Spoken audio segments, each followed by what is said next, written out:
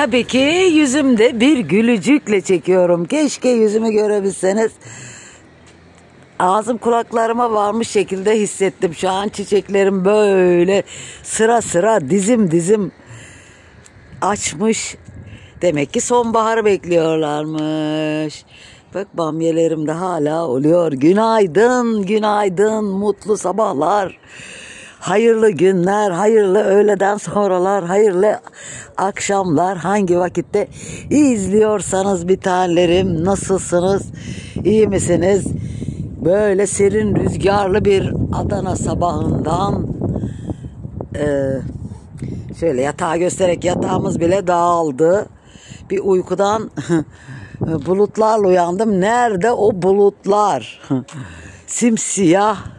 Eşimi hemen çağırdım. Çabuk gel, yağmur ya. Yağmur yağacak demeye korkuyoruz. Vallahi bakın bembeyaz oldu gökyüzü. Bir karardı, bir karardı. Çalıyorlar yağmurumuzu, çalıyorlar. Şimdi de moda çıktı. Bulutlarını alıyorlarmış, bulutlarını. Keşke o an çekebilseydim, çekmek istedim. Ama fırtınadan korktum, çok korktum. Günaydın, hayırlı günler. Hayırlı nurlu cumalar. Nasılsınız bir tanelerim? Şöyle güneşli bir, bulutlu bir sabahtan güneşli bir sabaha hemen atladık. 5 dakikada 5 mevsim yaşadım. Uykuda sıcak, uyurken sıcak sıcak, yani gece çok sıcaktı akşam. Birden bu arada boğazım hırlıyor. Şu an anladım, umarım çok sesim gelmemiştir. Böyle işte içeri geçelim değil mi bir tanelerim? İçeri geçelim, bakın bamyalar, yapraklarını döken bamyaları size göstermek istiyorum. Yani şok geçirdim. Tümden bunlar böyle verip de çiçek de açmaya başlayabilir kışa kadar. Onları seviyoruz. Çok zor oluyor, zor şartlarda Fatoş. Bakın bir tanelerim, şurada gölge hep böyle tutmaktan omuriliğim ağrıyor ya. Sırtım çok ağrıyor. Kapatalım. Beni bekleyin anacığım, sakın bir yere ayrılmayın. Sakın beğenileri yapın. İlk başta girdiğinizde hippie puanları gönderin. Çalışacağız bir tanelerim, çalışacağız. Boş kaldık bu ay, boş. Geliyorum. Hemen geliyorum. Sütümü alıyorum hemen.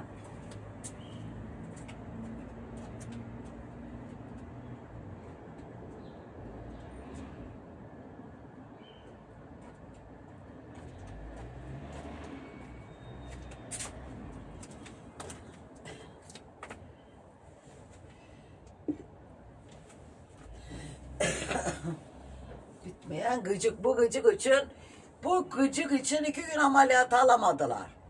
Hoş geldiniz, sefalar getirdiniz. Evime, yuvama, tam da kalbime. Nasılsınız, iyi misiniz?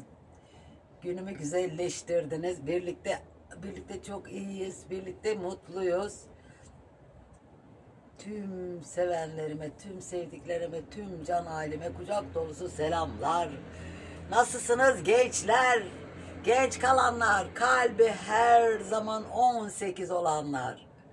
Biliyorsunuz kalp yaşlanmıyor. Sadece kin, nefret olmadıktan sonra merhamet, sevgi o kalbi hep diri tutuyor. Onu hep 18 yaşında tutuyor. Bizim de kanalımız zaten iyi kalpler durağı değil mi? Zaten kötü kalpli bir insan bizi neden sevsin? Hiç de sevmiyorlar vallahi. Vallahi yani sadece yani ne yapacağız bilmiyorum. Kolumu şimdi bulamadım. Bulamadım çünkü gerçekten 2 gündür çok acım var ve yine başladı sızlamaya. Şöyle omuriliğimden geliyor. Of! Hep bu tekil tuttuğumdan omuriliğime bir şey olmuş. Yapacak bir şey yok. Nurhan diyor ki acaba senin diyor ağrı eşiğin hep diyor yüksekti diyor. Hani yüksek derken hep düşük deriz ya, tersini deriz. Acı eşiğin çok yüksek olursa en ufak şeyden bile acı çekiyorsun ya. Ben hep acı eşiğim düşük derdim. Aslında acı eşiği düşük olanlar hiç acı çekmiyor. Kolay kolay çekmiyor. Benim acı eşiğim çok yüksek, biliyorum bunu. Ama Nuran dün diyor ki acı eşiğin çok yüksek olduğu için mi acaba diyor. Bu kadar acı hissediyorsun diyor. Arkadaşım öyle diyor. Benim dizim paramparça oldu diyor dizden aşağısı. Kız ben bugün böyle acı çekmedim. Neden sen bu kadar acı çekiyorsun diyor. Ya gerçekten değil dedim. Değil, ben biliyorum. Bir oturabilirsem dualarınızı bekliyorum. Güzelce oturabileyim. Sen de git bir yere gıcık ya, bu gıcık beni mahvetti ya. Nasılsınız? Sizler nasılsınız? Nasıl geçiyor? Ay geçecek zar bir tanelerim. 10 günü geçti çok şükür. Ah ah ah ah, yastığımı mı getirmemişim? Yok, birden acaba havayla mı alakalı çok sızladı. Ya hep aynı model ve aynı yöne yattığım için bu sefer de sırtım, bir yere gitmeden hemen söylüyorum bir tanelerim. Birkaç gün önce çektiğim, kolum kırılmadan bir gün önce çektiğim doğulma videom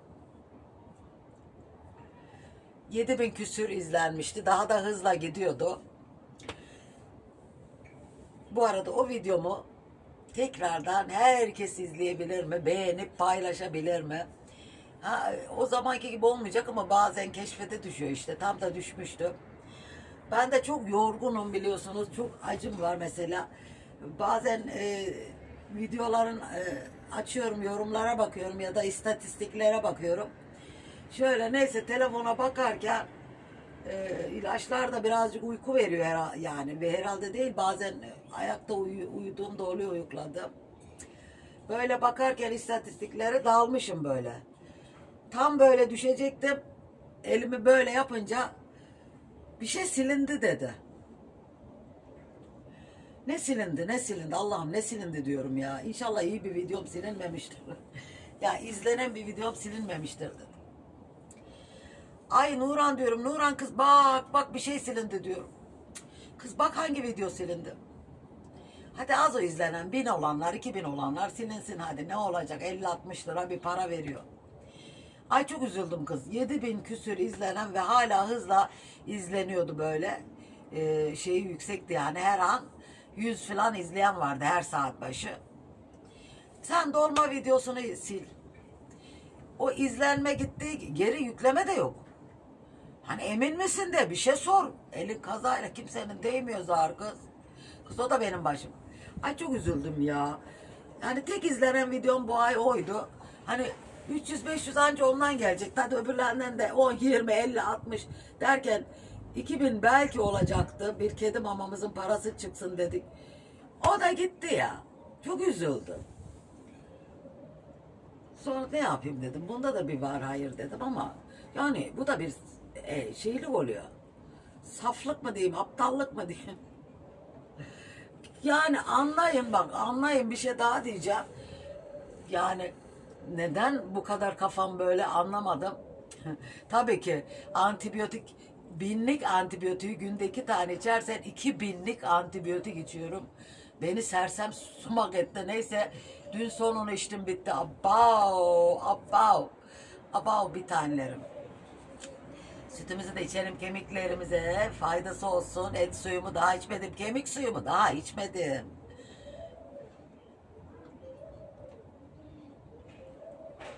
Kaçırmayın. Biraz sonra çok ilginç, benim için çok güzel bir haberim var. Onu da söyleyeceğim. Sakın kaçırmayın bir tanelerim. Sakın. Dün ne oldu? Dikkat. Kaçıranlar vallahi kaçırırsa üzülür. Ben bilmem. Şimdi neydik? Ne diyorduk da ona geldik kız. Ayşem şimdi söyler ama duymam ki. Ay sırtım çok ağrıyor. Öyle bir girdaptayım ki. Kolumuzu asamıyoruz. Kolluk getirdi özel arkadaşım, asamıyoruz. Kol kırıklar için. Kollu bak böyle bir ay anlatamam. Bugün niye bu kadar ağrım var?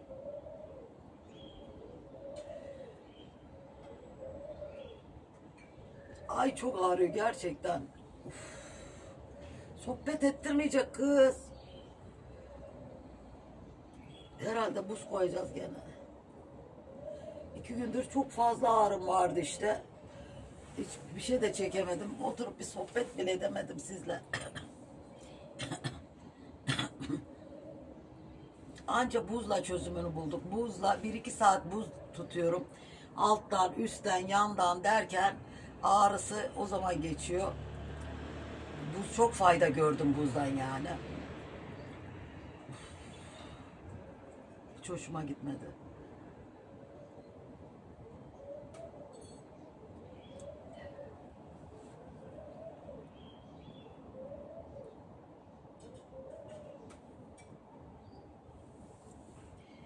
Buradan vuruyor sırtıma ya, o rahatsız ediyor o. Aynı model dura arkam böyle var ya, nasıl ağrıyor. Allah Allah. Sonra diyorlar ya acı eşiğin yüksek. Ne acı eşiği? Gerçek ağrıyor kız.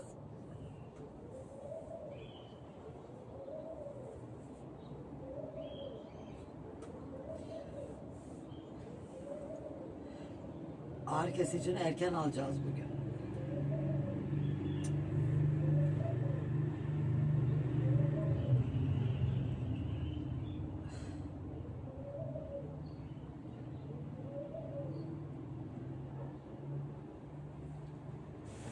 Şu yastığı getirin bakayım. Ay nasıl toz çıkıyor kız. Kız sabaha kadar, sabah yok, gece yoktu bir şey. Sabah uykumda bir fırtına başladı.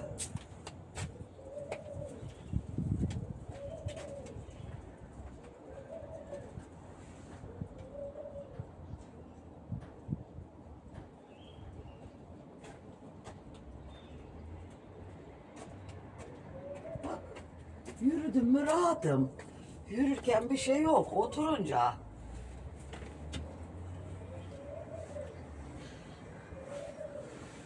Bir uyandım, hafif bir rüzgar, ay buz gibi bir güzel yorganı kafama çektim. Kafama çekemiyorum tabii, elim üstünde, burayı da buraya kadar çekiyorum. Ay gökyüzüne bir baktım. Ay melekler boyamış böyle fırçalarla simsiyah.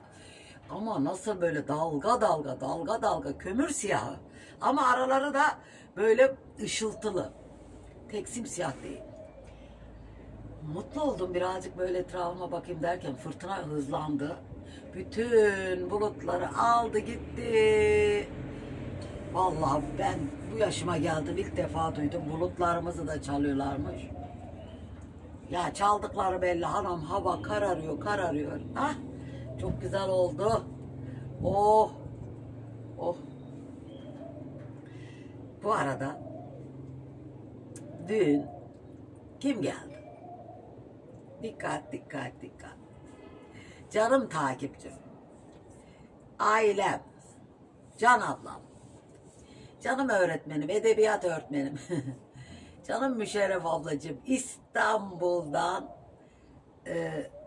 Adana'ya, yani daha doğrusu işte Yumurtalık'ta şeydi, akrabalar da orada, kardeşi falan da orada gelmişlerdi. Adana'ya geleceğim dedi. Ve dün bir baktım, alo Fatoş'cum, baraj yolundayım. C'nin önündeyim, Carra'nın. Size yakın mı dedi. Aha da dedim 10 dakikalık ablacığım. Sen gir oradan dedim işte. Sen dümdüz gel, bir isim verdim. Orayı bul. Ondan sonrası kolay dedim. Vallahi 10 dakika sürmedi değil mi ablacığım? Geldi. Yanında da abisinin eşi vardı. Sabah geldiler. Öğlene kadar vallahi oturduk. Aşağı evimizde sarıldık, hasret giderdik. Sonra gittiler.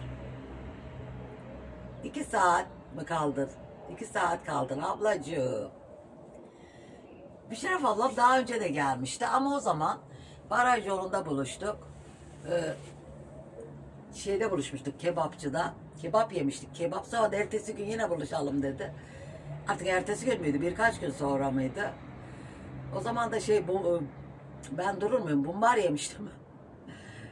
Müşerref ablacığım paça yemişti. Ben bumbar yemiştim. Evi çok görmek istiyordu. Yaşadığım ortamı çok tabii ki. Dedim nasıl ablacığım nasıl ev dedim. Hani televizyon şeyde görüldüğü gibi mi dedim. İnan ki dedi her şey aynı dedi. Her noktasına kadar biliyorum. Her noktasına kadar dedi. Sadece dedi biraz dedi küçük gözüküyor. Orada büyük gözüküyor dedi ekranda. Çünkü ablam da öyle demişti. Ablam bildiği halde evi. İlk tamir bittiğinde eşyalar koyduğumuzda ablam geldiğinde dedi ki ekranda daha büyük gözüküyor. Halbuki ablam biliyor yani evi. Oturduğu bir ev ya yıllarca. Güzel bir gündü. Gönül isterdi ki böyle kolum sağlam olsun, dama çıkalım. Hep bir şeref yani. Ablacığım gelmek istedi. Bir mangal yaparım ya da bir hamur yapayım ya da kız elimi görüyorsunuz. Bir de uykudan yeni kalkmıştım. Çok geç uyumuştum ilaçlarda. Ama çok güzeldi. Birlikteydik.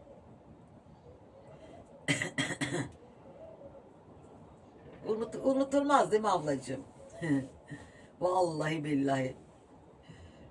Aslında o resmi, ekran resmi yapsam ne güzel olur değil mi ablacığım? Bunun görüntüsü olarak birlikte oturduğumuz divanımızda ben bir sorarım ablacığıma. İşte böyle güzeldi yani. Sütümü unutuyorum bu arada. Ama kolum çok rahatladı. Şunu kolumun altına koyunca.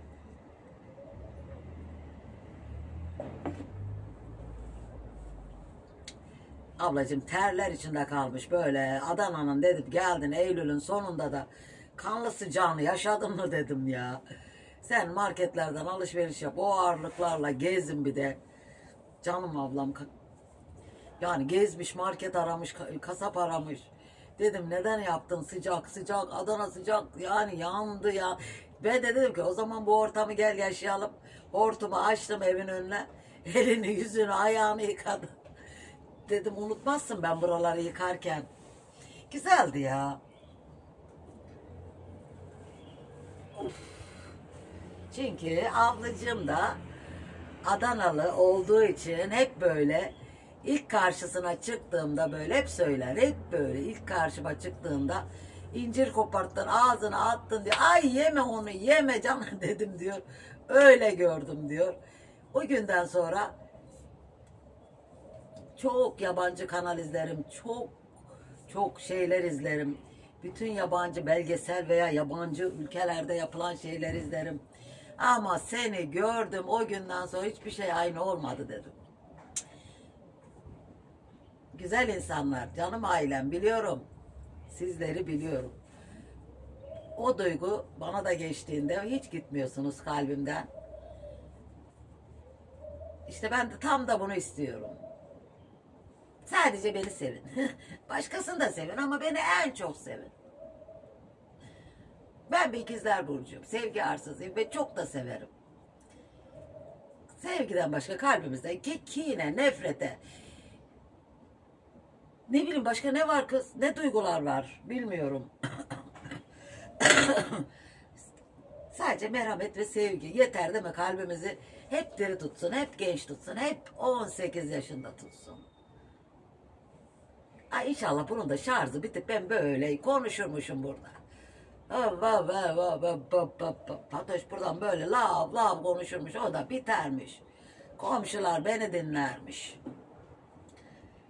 Nasıl? Sizin oralar nasıl? Bak bu sorularımı kaçırmayın. Sonuna kadar izlediğinizi anlayacağım bak. Bak videolarım. Ben tabii ki izleyenlere demiyorum. Ama gerçekten sonuna kadar izlenmediğini bana YouTube söylüyor. Yüzde kaç kişi sonuna kadar izlemedi diye. Çok da üzülüyorum. Kız ben olsam ben de izlerim kız kendime. Neden izlemeyeceğim? İzlerim Fatoş gibi biri olsa. Megaloman hiç değilim. Öyle bir huyum da yok oysa ki. Çünkü ben de insanım. Ben de bakıyorum. Neleri görüyorum. Vallahi o kadar iyi zannediyorum. 3-5 bölüm sonra ay korkunç yani. Bir yerinden yakalıyorum. Allah bana gösterir.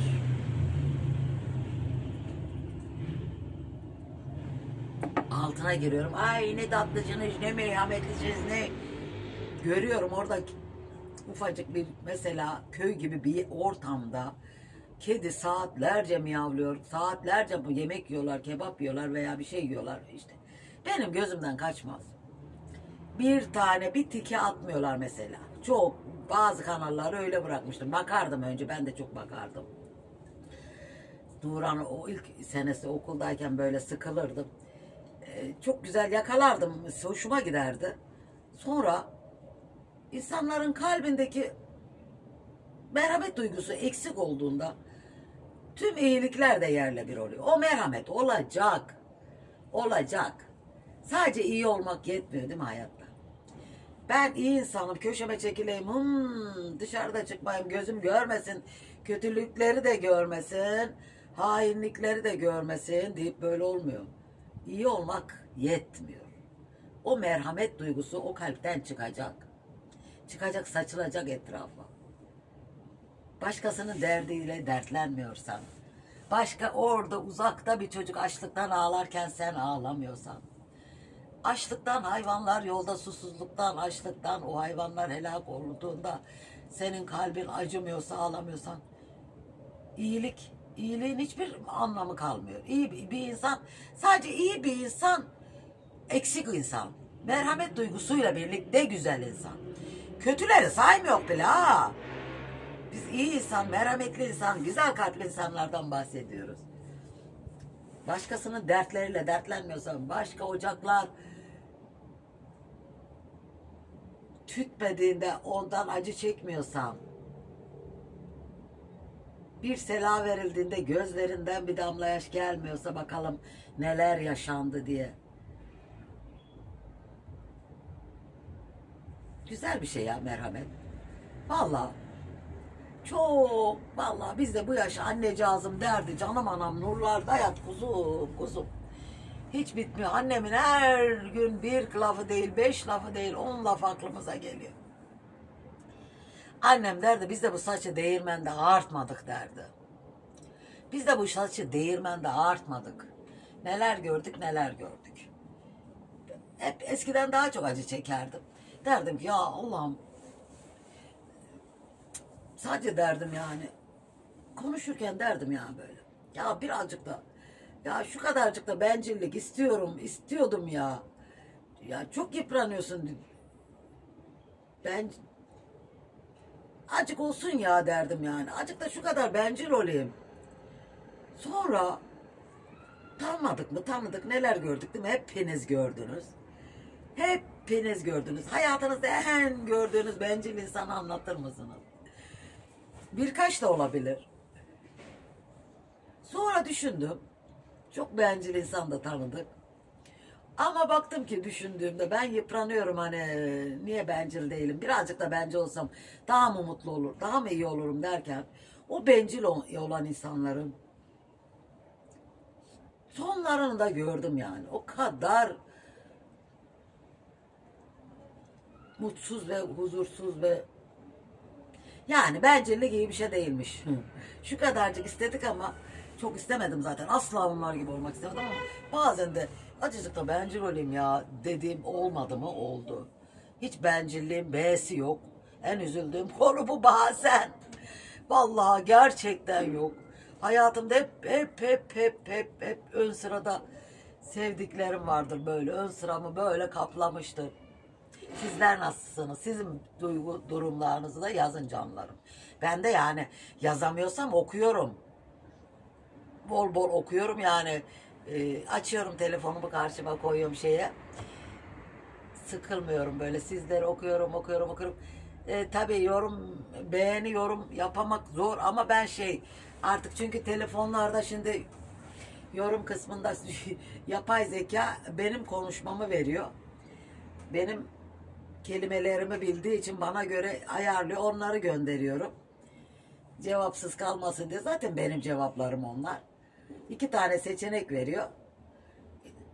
Hangisi o an daha benim yansıtıyorsa onun birini gönderiyorum. Çünkü bu elim çalışmıyor bir tanelerim. Bundan tuşu bile açamıyor. Telefonu buraya koyuyor. Oradan sol elimle kazara bundan açarsam ekranı bile Çok ağrıyor bir işaret parmağım. Ama tek sorunumuz bu gıcık gitmiyor. Gitmiyor yani. Nasıl diyeyim şimdi hava burada? Dün gerçekten çok yandık. Akşam 12-1 oldu hala. Nuran ellerini gösteriyordu. Su damlıyor ellerinden. Su damlıyor. Allah'ım yağmur sıcağı desek diyoruz. Sabah kalktım. Keşke o gökyüzünü çekebilseydim. Kömür siyahı tüm ama dalga dalga aralar. O kadar hoş. Telefonu elime alamadım korkudan. Bir fırtına çıktı. Bir fırtına çıktı. Kediler yanıma geliyor. Yatağın içine giriyor. Çiçekler devrildi mi? Şu arka sıra 3-4 tane çiçek küt diye ben yerimden bu ne diye bakarken oğlum aşağıdan koşarak bağıra bağıra anne anne anne diye. Oğlum çiçek çiçek çiçek diye anladım çünkü aşağıya ses çok fazla gidiyor. Mesela burada duyduğumuzun kaç katı gidiyor. Çiçekler devrildi rüzgardan. Nasıl oldu bilmiyorum. Bu tahtası var ya altında. O hafif sallanıyordu zaten. O rüzgar hep o tarafa esince güm diye böyle 5-6 çiçek birden. Onlar. Ha bu arada salça gösterdim. İlk başta domates salçası. Neyse. Fatoş olmazsa bunlar ne yapabilir ki? Dermişim tövbe ya Rabbim. Allah'ım öyle şeyler düşündürmesin. Herkes her şeyi yapar da. İşte canım sıkılıyor kız. Analar öyleydi analarımız. Vay vay. Hiç aldığımızdan memnun olmazdı. Annem ilk başlarda her şeyi kendi alırken sonra ben aldım. Onu öyle alma. Onu oradaki pazarcının öbüründen al. Öbürünü Nideli'den al diye de annemin aynısı oldum kız. Hep annemin aynı aldığı yerlerden ala ala böyle öyle. O patlıcan o değil. O yerli değil bak. Yerli gibi gözüküyor ama yerli değil. Yerlinin sapı daha şöyle derdi ama onu hep unuttum kız canım anam. Hep unuttum. Aynı patlıcan ama Adana patlıcan ama onda hile var derdi anneciğim. Bir yerinden söylerdi ama orasını hatırlamıyorum biliyor musunuz? Hep bakıyorum annem ne dediydi acaba o en son. O domatesçininki olmaz da su parası ödenen yerin önündeki domatesçiden al derdi. İşte bilmem kimden almadı o girişteki patatesçiden al derdi. Böyle. Hiç hep böyle yapa yapa. Şimdi ben de aynısını oldum bunlara. Gittiler bir domates aldılar geldiler. Şurada bizim bir market var ya 200'de kasası. Dedim ki arkalarından da seslendim ha Nurhan'gil'in. Dedim bak bakın. Şöyle bakın yani kasaya. Neyse bunlar sevinçle aldılar geldiler. Ay domatesi bir döktüler ki yarısı yeşil bu kadar gıllık. Gıllığı biliyorsunuz mu kız? Şimdi dur bakayım kimler bilecek. Bekliyorum bunun cevabını. Bak gıllığı biliyor ya da bilmiyor deyin ha. Buraya kadar izlemediğinizi anlarım darılırım. Gıllık ne? Gıllık. Domatesi almışlar altlar hep böyle. Ay benim çene duruyor mu? Ay benim çene durduruyor. Sonra dedim ki aman boş ver ne olacak kız diyorum 200 lira diyorum. Sonradan gelelim geri diyor ki pazarın girişinde satıyor adam diyor. Etli böyle bu salça kaç kilo çıkardı kız ben 30 liradan 3 kavanoz salça çıkarttım 30 liralık domatesle. Eğer 3 tane kavanoz çıksın var ya aha da açıklayacağım size onu. O bir kasadan 3 kavanoz çıksın ben aha böyle şuraya da çiziyorum böyle. Ne yapak kısmetten çıkmış diyor. Boş ver aman diyorum kısmetten çıkmış diyorum ertesi gün yine aynı. Kız anam gözünüz yok muydu kız diyorum. Kız alırken gözünüz yok muydu bakmadınız mı diyorum. Etli domates farklı olur böyle kabuk gibi diyorum. Ama lezzetine lezzetli. Domates yemeği yapmış Nurhan bir kıymalı. Kıymamızı çünkü kavurup buzluğa atmıştık. Kıymamız oldu mu güzel bir kavurma yapıyorum. Size de tavsiye ederim. Yemeklerin en güzeli kavurmayla oluyor. Ocağa koyuyorum. Güzelce onu kısık ateşte saatlerce kavuruyorum. Birazcık kuyruk yağımız buzluğumuzda hazır. Onu kıyıp koymuştum. İçine mutlaka birazcık kuyruk yağı koyuyorum o kıymanın. Onu bir güzel kavurma yapıyorum. Sonra kavurmayı bir kaba döküyoruz. alta konur da bizim dolap biraz bozuk Nurhan gerekiyor. Buzluğa atıyorum. Sonra yemek yaparken bir kaşık alıyorsun. Allah'ım yemek 10 kat tatlı oluyor. İşte domates yemeği yapmış Nurhan. Kıymamız da vardı birazcık. Hatta bir pişirim daha var dedi Nurhan kavurmamızdan. Domates yemeği yapmış işte. Domates salçası yapınca konsept, salça olunca konseptten domates yemeği yapmış. Anam bir güzel olmuş. Hatta akşam bir tava kalmış da şöyle dolaba koy dedim Nurhan'a dibin tencereyi boşaltınca. Kapışamadık akşam gece yarısı bir de. Ekmek bandık bandık yedik. Hele de bir bazlama olaydı dedim. Hele bir yufka ekmek olaydı dedim. Harika olur domates yeme. Bayılırım yazın. En çok likopen meydana çıkan domatesin pişmesiymiş biliyorsunuz. Onun için domates yemeğini yapın. Kıymalı, kıymasız. Hepsi de güzel olur.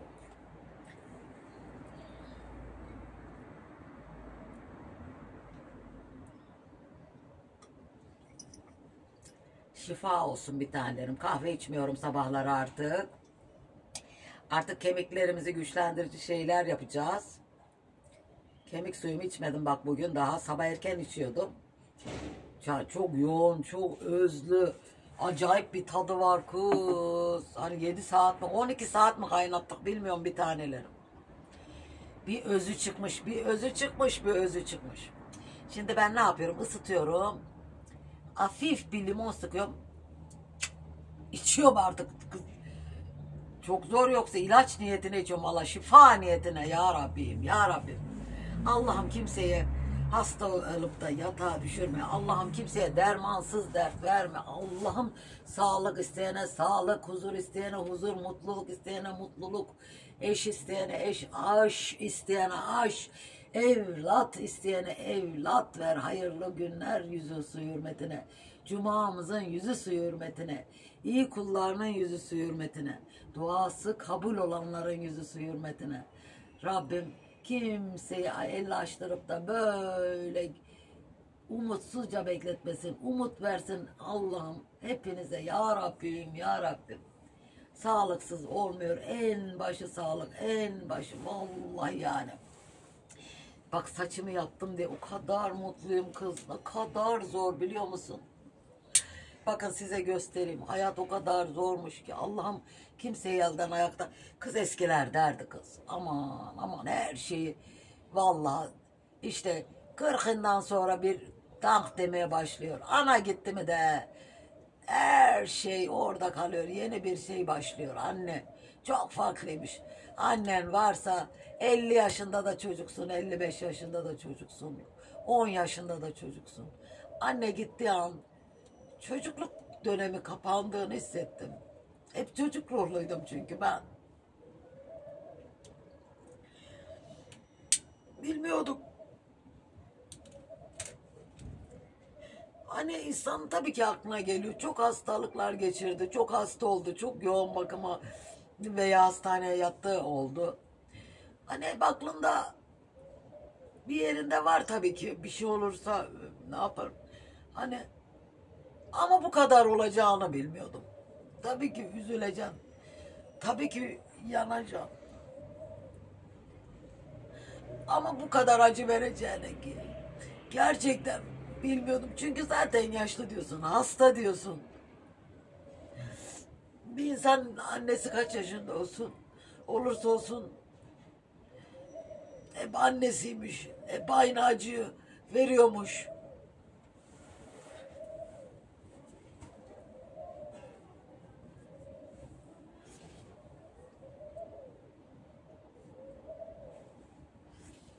Bak işte böyle saçımı nasıl yaptığımı göstereceğim size.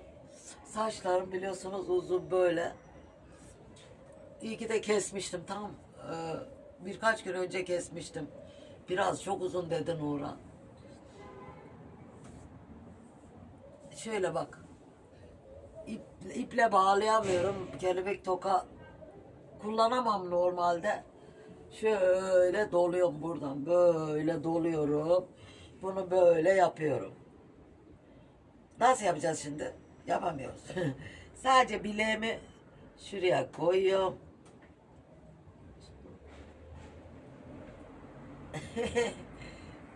Hayat vallahi öyle zor. Allah'ım kurban olduğum Allah'ım. Neren olursa canın orada derler ya. Kız 10 günü ya geçti işte kız. 10 gün oldu, pansumana gittik. Salı günü mü gittik?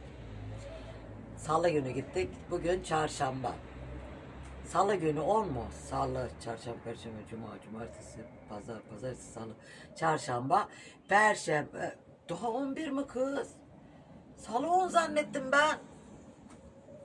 Vallahi ben de 15 gün falan oldu zannettim ya. 11'miş bugün. Kız 40 gün kız. Allah'ım sen büyüksün ya Rabbi.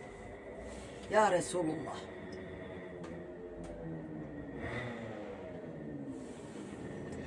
Ne içiyorsunuz? Siz ne içiyorsunuz? Büyük bir ihtimalle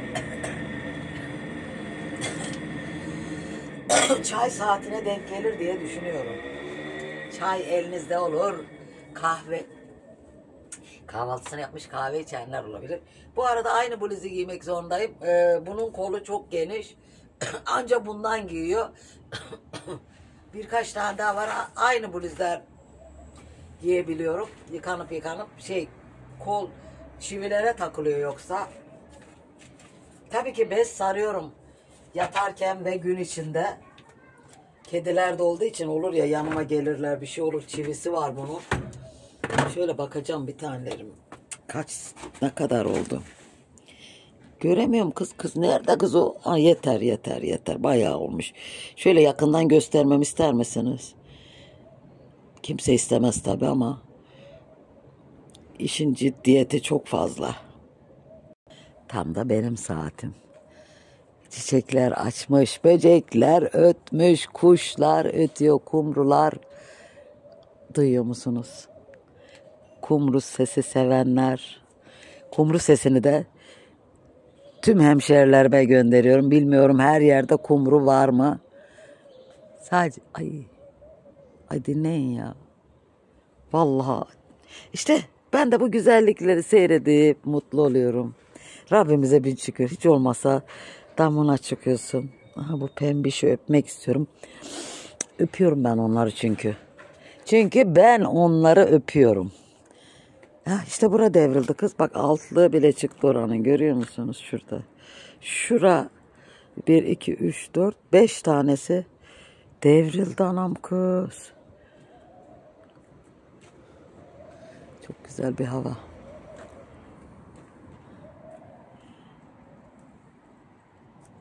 Seviyoruz ya. Seviyoruz bu güzel. İşte salçamız. Ay göreceğim ben Nurhan, bunu göreceğim. Gidip 2 kavanoz mu çıkacak? 3 kavanoz mu? 200 lira. 200. Ben 30 liraya almıştım, yapmıştım. 3 kavanoz. Sizleri seviyorum. Adana'dan kucak dolusu selamlar, sevgiler gönderiyorum. Tekrardan hayırlı nurlu cumalar. Yarınınız bugünden güzel olsun. Hoşça kalın.